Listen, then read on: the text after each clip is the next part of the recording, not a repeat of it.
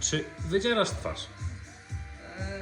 Zależy tak naprawdę, jak jest centralnie na twarzy to nie, ale jak powiedzmy, nie wiem, ze skroni coś wchodzi delikatnie od strony ucha trochę na twarz, no to okej, nie? Zależy też jaki motyw. A czy wydzierasz osobę niepełnoletnią? Od 17 roku życia za zgodą rodzica podpisaną studium. Zależy od projektu. Czy wydzierasz twarz? Tak, ale zależy jakie motywy. A czy wydzierasz osobę niepełnoletnią?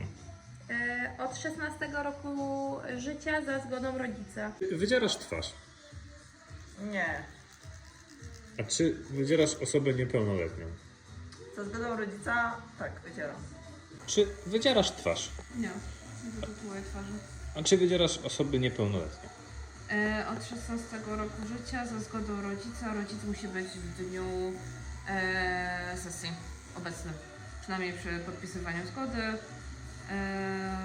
I musi zobaczyć wzór.